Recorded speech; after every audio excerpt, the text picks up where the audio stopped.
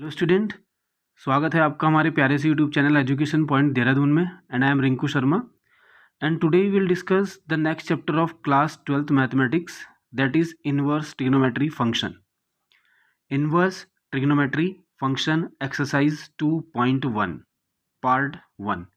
देखो, एक्सरसाइज 2.1 का हम पार्ट 1 कर रहे हैं और पार्ट 1 में ही आपकी पूरी एक्सरसाइज कंप्लीट हो जाएगी।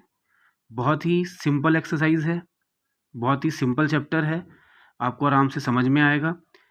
आपको इसके कॉन्सेप्ट समझने हैं। अगर आपको इसके कॉन्सेप्ट समझ में आ गए तो इस चैप्टर में आपको बहुत ही ईजी चैप्टर लगेगा, कोई प्रॉब्लम नहीं आएगी।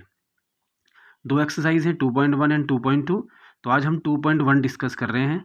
तो 2.1 डिस्कस करने से पहले आपको देखिए, चैप्टर का नाम है inverse trigonometry function. Inverse trigonometry, देखो ट्रिग्नोमेट्री जो है ये हमने पढ़ी है क्लास 10th में कि हमारे पास कुछ ट्रिग्नोमेट्री फंक्शन होते थे।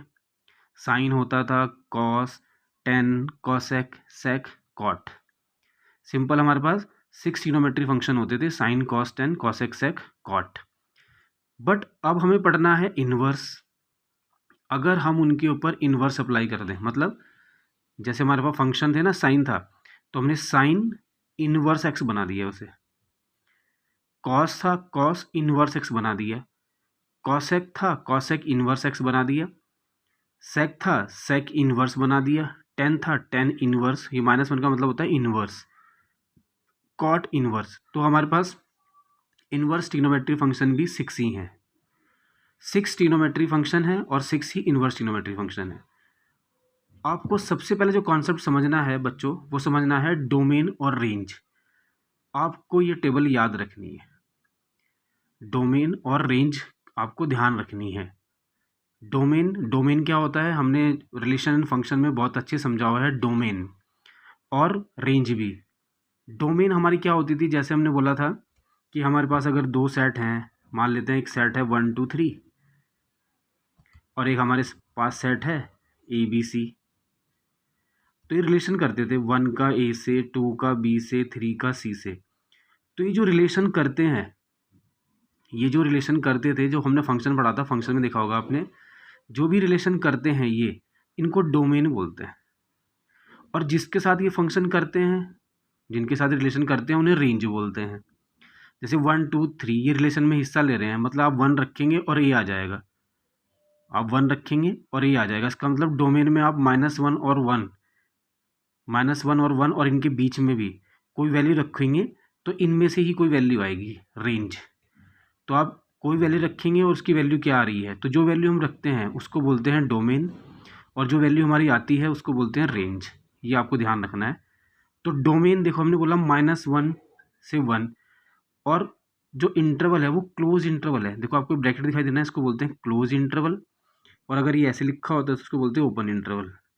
क्लोज इंटरवल है तो मतलब जो हम भी कुछ भी वैल्यू रखेंगे फंक्शन में, तो डोमेन हमारा -1, 1।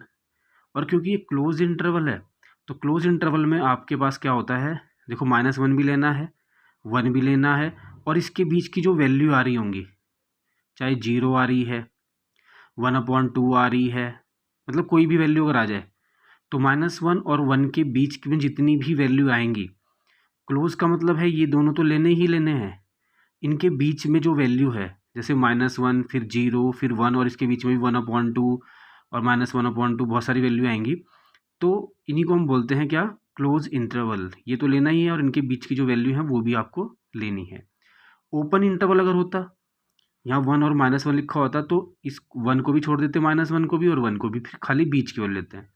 तो क्लोज इंटरवल में ये दोनों वैल्यू लेनी है और बीच की सारी वैल्यू दे आ सकती हैं। और ओपन इंटरवल में ये दोनों को छोड़ देते हैं, बीच वाली वैल्यू जो भी होंगी, जैसे 0 दिखाई दे रहा, 1/2 दिखाई दे रहा, वो लेते हैं। तो खैर इतना जाते हुए हम खाली ध्यान रखना, डोमेन का मतलब हो गया क्लोज इंटरवल, और वैल्यू आप -1 से लेके 1 के बीच में कोई भी रख सकते हैं, वो भी हम क्वेश्चन में देखेंगे। -1 भी हो सकता है, 0 भी हो सकता है, 1/2 भी हो सकता है, फिर 1 भी हो सकता है, ये दोनों भी आ सकती हैं। अब रेंज क्या आएगी, मतलब आपने कोई वैल्यू रखी फंक्शन में, आपने कोई वैल्यू रखी और उसकी जो है कितनी वैल्यू हमारे पास निकल के आ रही है, मतलब 1 रखा और ये आ रहा है, तो -1 रखा, ये -π/2 कुछ आया, 1 रखा तो π/2 कुछ आया। तो डोमेन और रेंज आपको ध्यान रखना है कि साइन की जो वैल्यू है इस रेंज से बाहर नहीं जा सकती, ये भी ध्यान रखेंगे। जब हम प्रिंसिपल वैल्यू निकालेंगे ना साइन इनवर्स की, तो ध्यान रखना ये रेंज है -π/2 से लेके π/2, तो या तो आंसर π/2 आएगा माइनस के, या π/2 आएगा, या इसके बीच में से कोई आएगा। इसके बीच में क्या हो सकता है, ये 0 है, ये माइनस के π/2 है, और ये π/2 है। π/2 का मतलब होता है 90, ये माइनस के 90 है और ये प्लस के 90 है। तो इसके बीच में देखो हमारे पास 60 भी आएगा कहीं पे, यहाँ पे मान लेते हैं 30 भी आएगा, 45 भी आएगा, 60 भी आएगा, -30 आएगा, -45 आएगा, मतलब रेंज है साइन इनवर्स की ये। तो ध्यान रखना कि साइन की वैल्यु हमेशा या तो -π/2 होगी या π/2, या इसके बीच में से कोई वैल्यू होगी। ठीक है, ये आप ध्यान रखेंगे। तो डोमेन क्या रख रहे हो, रेंज क्या वैल्यूज़ की आ रही है। तो साइन इनवर्स की डोमेन क्या होता है और रेंज क्या होता है, आपको समझ में आ गया होगा। ये आप ध्यान रखेंगे, याद रखना है। कॉस इनवर्स का जो डोमेन है वो भी -1 और 1 के बीच में ही कोई वैल्यू रखेंगे। -1 भी रख सकते हैं, 1 भी रख सकते हैं, और इसके बीच में भी रख सकते हैं। लेकिन रेंज चेंज हो जाएगी, रेंज इस बार 0 से π हो जाएगी। मतलब जो भी हमारा कॉस का क्वेश्चन अगर आएगा प्रिंसिपल वैल्यू में, तो उसका आंसर या तो 0 आएगा या π आएगा, या इसके बीच में से कोई वैल्यू, मतलब नेगेटिव नहीं आ सकता। 0 और π के बीच में क्या होगा, 0, फिर 30, 45, 90, 135, कोई भी वैल्यू आगे तक चलती रहेगी, और वो पाई का मतलब 180 और 0 के बीच में ही आंसर उसका आ जाएगा। 0 भी आ सकता है, पाई भी आ सकता है, और बीच में भी आ सकता है, क्योंकि इंटरवल है क्लोज इंटरवल। तो कॉस इनवर्स की डोमेन आप ध्यान रखेंगे, और रेंज आंसर क्या आ सकता है ये पता होना चाहिए। ऐसी कॉसेक इनवर्स की जो रेंज डोमेन है वो है आर का मतलब रियल नंबर, और रियल नंबर माइनस इन दोनों को छोड़ देंगे। रियल नंबर में से -1 नहीं लेना है, -1 और 1 को छोड़ के, ये जो हमारे पास है ना, इन दोनों को छोड़ के जो भी वैल्यू आ रही होगी रियल नंबर में वो लेनी है, इन दोनों को माइनस कर देना है, बस ये नहीं लेना है। तो आप इसकी रेंज ध्यान रखिए, -π/2 से π/2 -0, कहने का मतलब इन दोनों के बीच में कोई वैल्यू इसकी आएगी, बट 0 नहीं आ सकती। माइनस का मतलब समझ जाना कि ये -π/2 भी हो सकता है, π/2 भी हो सकता है। जैसे यहाँ था ना -π/2 और π/2 और बीच में 0 आ रहा था, तो 0 नहीं आएगा, 0 को उसने माइनस कर दिया, कि इसको छोड़ के बाकी इनके बीच में या फिर ये दोनों भी आ सकता है, 0 नहीं आएगा। तो कॉसेक इनवर्स की डोमेन आपको पता चल रही और रेंज पता चल रही। ऐसी सेक इनवर्स की जो हमारे पास डोमेन है वो यही है कि रियल नंबर से इन दोनों को छोड़ के बाकी सब आ सकते हैं, बट रेंज चेंज होगी, 0 से π, 0 होगा, पाई होगा, इसके बीच में कोई वैल्यू होगी, बट π/2 नहीं होगी, क्योंकि π/2 को उसने माइनस करा हुआ है। तो इनमें 0 और π के बीच में कोई भी वैल्यू होगी, 0 भी हो सकती है, π भी हो सकती है पॉजिटिव में, और हमारी 30 भी हो सकती है, 60 भी हो सकती है, 45 भी हो सकती है, बट 90 नहीं होगी। π/2 का मतलब 90 और π का मतलब 180। तो माइनस करने का मतलब ये हो गया कि इनमें से कोई हो, या तो इनके बीच में हो, या 0 हो, या π हो, बट ये नहीं होगा। ऐसी tan इनवर्स x की जो डोमेन होती है वो रियल नंबर कुछ भी हो सकता है, रियल नंबर तो सारे ही हैं। रेंज आप ध्यान रखेंगे -π/2 से π/2 के बीच में। कॉट इनवर्स x के जो हमारे पास डोमेन है वो भी आर है, रियल नंबर, और ये आप ध्यान रखेंगे इसकी जो रेंज है वो 0 से π है। ठीक है, एक आपको ध्यान रखना है, π/4 का मतलब 45 डिग्री होता है। π/4 को हम क्या बोलते हैं, 45 डिग्री। π/3 को हम बोलते हैं 60 डिग्री। π/6 को बोलते हैं 30 डिग्री। ये आप ध्यान रखेंगे, क्योंकि पाई की वैल्यू 180 है। 180 को आप 4 से डिवाइड करेंगे 45 ही तो आएगा। 180 को आप 3 से डिवाइड करेंगे 60 आ जाएगा। 180 को आप 6 से डिवाइड करेंगे 30 आ जाएगा।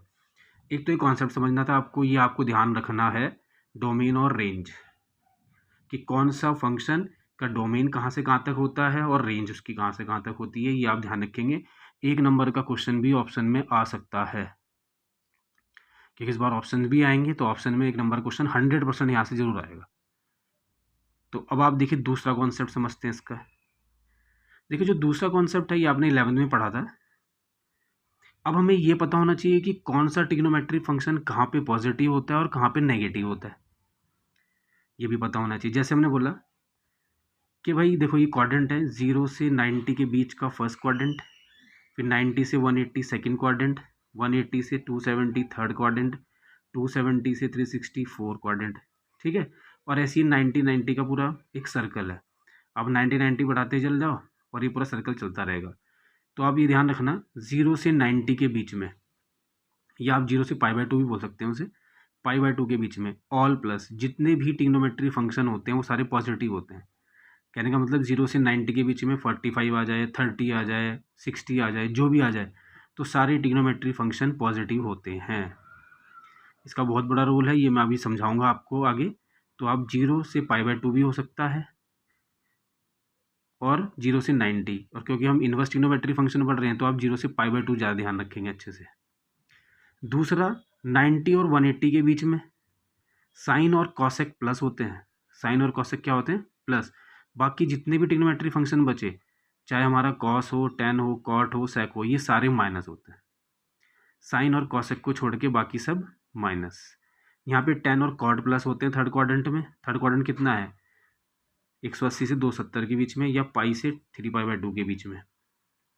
तो यहाँ पे टेन और कॉट पॉजिटिव होते हैं, बाकी सब माइनस। यहाँ पे कॉस और सेक पॉजिटिव होते हैं, बाकी सब माइनस। तो ये 11th का कॉन्सेप्ट था। जैसे हम बोलते थे कि भाई साइन इनवर्स, या हम बोल देंगे यहाँ पे कि बताओ साइन माइनस थीटा कितना होता है, तो हम बोलते थे माइनस के साइन थीटा। ऐसा हमने पढ़ा है ना, फार्मूले पढ़े हैं। वो फार्मूले बने कहाँ से? ऐसे देखो, साइन माइनस थीटा, थीटा का मतलब 0 से कम, माइनस का मतलब क्या होगा? 0 से कम, फोर्थ क्वाड्रेंट। और फोर्थ क्वाड्रेंट में तो क्या रहता है? साइन। माइनस में तो माइनस साइन थीटा होता था। तो ऐसे भी हम आगे क्लियर करेंगे, बस अभी आपको ध्यान रखना है कि फर्स्ट क्वाड्रेंट 0 से π/2 है, सारे प्लस होंगे। π/2 से पाई, साइन और कॉसेक प्लस होगा, बाकी सब माइनस। और यहाँ पे पाई से 2π/2 टेन और कॉट प्लस होंगे, बाकी सब माइनस। और यहाँ पे कॉस और सेक प्लस होंगे, बाकी सब माइनस। तो ये हमारा दूसरा कॉन्सेप्ट है। अब हम क्वेश्चन करने की ट्राई करेंगे, इसको देखते हैं। Question number first. देखिए फर्स्ट क्वेश्चन क्या बोल रहा है? कह रहा है find the principal value of the following questions. अब आपको प्रिंसिपल वैल्यू का मतलब उस रेंज के बीच का आंसर निकालना है कि बताओ कॉस इनवर्स की जो रेंज है, वो जो रेंज हमारी आ रही थी, एग्जैक्ट वैल्यू क्या आ रही है, प्रिंसिपल वैल्यू निकालनी है आपको। तो जैसे हमारे पास एक क्वेश्चन दिया, कॉस इनवर्स √3/2 की प्रिंसिपल वैल्यू निकालनी है। तो बस रेंज ध्यान रखनी है और बाकी देखना है प्लस माइनस कहाँ पे रहता है। तो देखो बच्चों, कॉस इनवर्स √3/2 करना है। तो पहले हम क्या करेंगे, लेट, बहुत ही सिंपल तरीका देखिए, लेट कॉस इनवर्स √3/2 को हम लेट कर लेंगे कोई भी फंक्शन, हमने बोल दिया y है। क्या बोल दिया? y है। अब इस कॉस इनवर्स जो है ये इजिकल टू के उधर चल जाएगा। तो यहाँ पे √3/2 और ये उधर जाके क्या हो जाएगा? Cos y। इनवर्स उधर जाके सिंपल फंक्शन बन जाता है। कॉस इनवर्स इजिकल टू किधर गया? तो कॉस y बन गया। ठीक है, अब आपको ट्रिग्नोमेट्री टेबल याद होनी चाहिए क्लास 10 से। √3/2 किसकी वैल्यू होती है? आपने क्लास 10th में पढ़ी थी ट्रिग्नोमेट्री, और वहाँ पे बहुत सारी वैल्यू थी। तो वहाँ पे पूछा था कि बताओ कॉस √3/2 किसकी वैल्यू होती है। तो आपको बताइए √3/2 का मतलब किसकी हो जाएगी वैल्यू, बताओ। तो ये हमारी, देखो सिंपल कर देते हैं इसको, ये हमारे पास हो जाएगी π/6 की वैल्यू। किसकी वैल्यू हो जाएगी हमारे पास? देखो हम ट्रिग्नोमेट्री टेबल था ना हमारे पास, आपको याद भी होगा ट्रिग्नोमेट्री टेबल किसकी वैल्यू होती थी। तो मैं सिंपल लिख रहा हूँ यहाँ पे, ये हमारे पास कॉस π/6 की वैल्यू हो जाएगी। मैंने डायरेक्ट लिख दिया यहाँ पे। π/6 का मतलब समझ जाओ, अगर मैं इसको पाई को काटूंगा तो 30 आ जाएगा, कॉस 30। तो हमारे पास कितना? Cos y।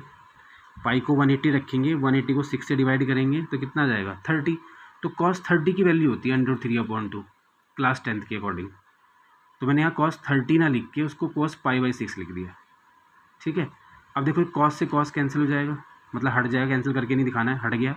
तो पाई की वैल्यू आ गई हमारे पास कितना? y की वैल्यू कितनी आ जाएगी? डायरेक्ट π/6। ठीक है, y की वैल्यू हमारे पास कितनी आ जाएगी? π/6।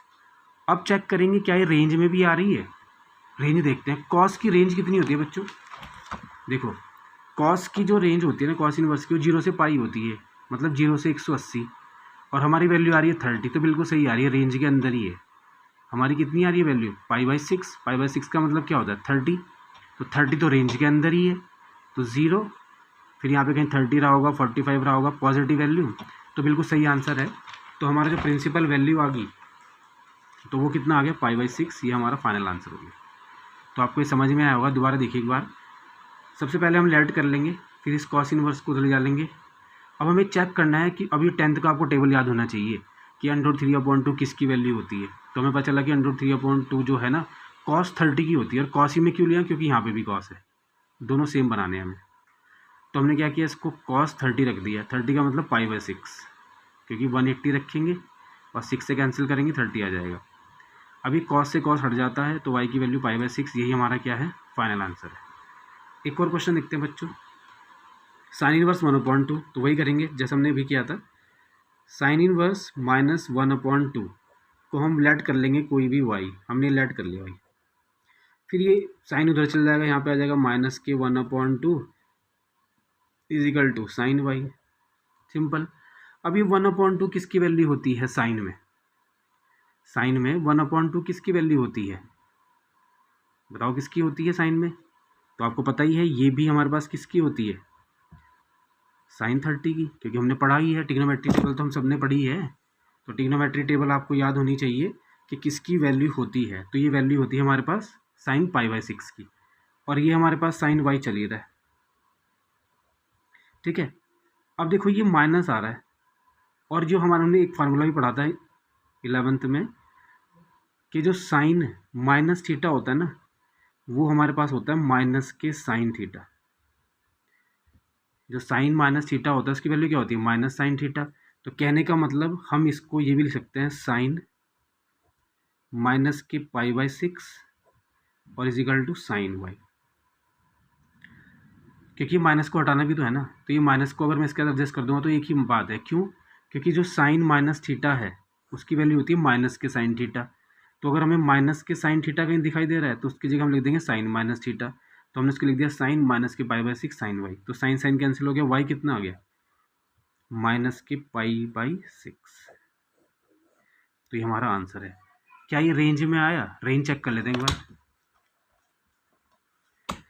तो देखिए रेंज साइन की -π/2 से π/2 है, बिल्कुल रेंज में आएगा, मतलब -90 से +90। तो 60 हमारा कितना आ रहा है, 30 माइनस के, तो -30 बीच में ही आना है, बिल्कुल ठीक है। तो आपको ये रेंज ध्यान रखनी है, रेंज के अकॉर्डिंग ही हमारे क्वेश्चन हो पाएंगे। नेक्स्ट क्वेश्चन ट्राई करते हैं। देखिए कॉसेक इनवर्स 2, कॉसेक इनवर्स 2 पूछ रहा है। तो सबसे पहले हम क्या करेंगे, वही कंडीशन है, लेट कर लेंगे कि जो कॉसेक इनवर्स 2 है इसको हम ले लेते हैं y, जैसे हम करते ही आ रहे हैं। फिर कॉसेक इनवर्स को ले जाएंगे उधर, तो हमारे पास यहाँ पे आ जाएगा 2, और ये उधर जाके कॉसेक y हो जाएगा। अभी जो 2 जो वैल्यू है हमारे पास, ये भी हमारे पास किसकी होती है, कॉसेक π/6 की वैल्यू होती है, और इजिकल टू कॉसेक y। तो कॉसेक से कॉसेक कैंसिल, π/6 आ जाएगा y की वैल्यू। तो आपको ये ध्यान रखना है कि ट्रिग्नोमेट्रिक जो फंक्शन है 2 है, तो कॉसेक में किसकी वैल्यू होती है, उसके आप टेबल याद कर लेना अच्छे से। अगर आपको टेबल आ गई तो फिर कोई प्रॉब्लम नहीं होगी, और अगर टेबल नहीं आती होगी फिर दिक्कत हो जाएगी। तो ये आपको समझ में आ गया होगा कि किसकी वैल्यू होती है। तो आपको एक चीज़ तो ये ध्यान रखनी है, ठीक है। दूसरा देखते हैं, नेक्स्ट क्वेश्चन एक और। देखिए क्वेश्चन हमें दिया है, क्वेश्चन नंबर 4 देखते हैं। क्वेश्चन नंबर 4 कह रहा है tan इनवर्स -√3, हमें tan इनवर्स माइनस के √3 दे दिया, tan इनवर्स माइनस के √3। तो वही काम करेंगे हम इसमें, इसको पहले हम y लेट कर लेते हैं। तो हमने बोला भाई y है, फिर ये माइनस के √3 इधर ही रखा, ये tan इनवर्स उधर चला गया, ये tan इनवर्स उधर जा क्या हो जाएगा, tan y। अभी जो √3 है, ये जो √3 है ये वैल्यू होती है tan π/3 की, tan π/3 की वैल्यू होती है, और ये किसके इक्वल चल रही है, tan y के। अब पहले इसको माइनस को हटाना है हमको, और माइनस को हटाने के लिए अब आपको ध्यान रखना है फार्मूला कि जो tan माइनस थीटा होता है वो होता है माइनस के tan theta. tan minus theta क्या होता है, माइनस के tan थीटा। तो इसको लिख देंगे हम tan, और ये आ जाएगा कितना, क्योंकि tan माइनस थीटा कितना होता है, माइनस के tan थीटा। तो ये हमारे पास आ जाएगा कितना, tan माइनस के π/3, क्योंकि tan माइनस थीटा जब माइनस tan थीटा होता है तो minus tan theta tan minus theta भी तो हो सकता है। तो इस माइनस को एडजस्ट करना है, तो मैंने इसको इस फॉर्म में लिख दिया, और ये कितना आ जाएगा tan y। अब tan से tan कैंसिल, कितना आ गया π/3, और किसकी वैल्यू है ये, y की। तो y इजिकल टू माइनस के पाई/3। क्या ये रेंज में आ रही है? तो चेक कर लेते हैं भाई, 10 की रेंज में है भी नहीं है। अब देखो माइनस पाई/2 से पाई/2 के बीच में है, हर रेंज में आ रही है बिल्कुल, तो सही है हमारा आंसर। नेक्स्ट देखते हैं अब एक और, कॉस इनवर्स -1/2। तो हम क्या कर लेंगे, इसको y लेट कर लेंगे। तो कॉस को लेके जाएंगे तो उधर जाके कॉस क्या हो जाएगा, कॉस y। अब ये 1/2 किसकी वैल्यू होती है, कॉस में। तो ये जो बच्चों है कॉस में जो है हमारे पास किसकी वैल्यू होती है, पाई/3 की, 60 की, हमें याद होना चाहिए। तो हमने इसको लिख दिया कितना, कॉस पाई/3 लिख दिया हमने इसको भी। और कॉस पाई/3 इजिकल टू कितना, कॉस y। अब इस माइनस को हटाना है। अब देखो बच्चों फार्मूले एक और ध्यान रखना पड़ेगा कि कॉस पाई माइनस थीटा, ये हमारे पास होता है माइनस के कॉस थीटा। ऊपर तो tan minus theta minus tan theta, लेकिन बट यहाँ पे 180 माइनस थीटा माइनस के कॉस थीटा होता है। तो हम इसको ये लिखेंगे, माइनस हटाने के लिए हमने इसको लिख दिया कॉस पाई/3 को हटाने के लिए क्या लिख दिया इसको, 180 माइनस के थीटा। ठीक है, और थीटा के प्लेस पे है पाई/3, थीटा के प्लेस पे कितना है, पाई/3, और इजिकल टू कॉस y चल ही रहा है। ये माइनस हटाना है हमें। सिंपल अगर हटता है, देखो सिंपल अगर हटा, जैसे tan माइनस थीटा हटा कि tan माइनस थीटा माइनस के tan थीटा होता है, सिंपल हटा। साइन माइनस थीटा अगर यहाँ पे होता साइन माइनस थीटा, तो ये भी माइनस के साइन थीटा हो जाता। कॉट माइनस थीटा होता तो ये भी सिंपल माइनस के कॉट थीटा हो जाता। और कॉसेक माइनस थीटा होता तो ये भी माइनस के कॉसेक थीटा हो जाता। बट कॉस और सेक को छोड़ के एक सेक, अगर सेक माइनस में आ रहा है तो उसको भी ये लिखना है आपको। बस दो चीज़ें हैं, अगर सेक हमारे पास माइनस में आ रहा है, जैसे यहाँ पे कॉस माइनस में आ रहा है, तो उसको 180 माइनस थीटा, थीटा जो भी आपको चल रहा होगा। कॉस और सेक अगर आए तो उसको 180 माइनस थीटा लिखना है, बाकी सबको सिंपल लिख देना।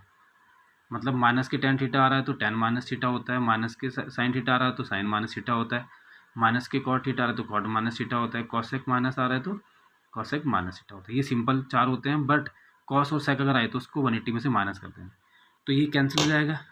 तो हमारे पास कितना आएगा, पाई माइनस पाई/3 equal to cos equal to Y, क्योंकि कॉस तो कैंसिल हो गए, काट के नहीं दिखाना, बस वो हट जाते हैं।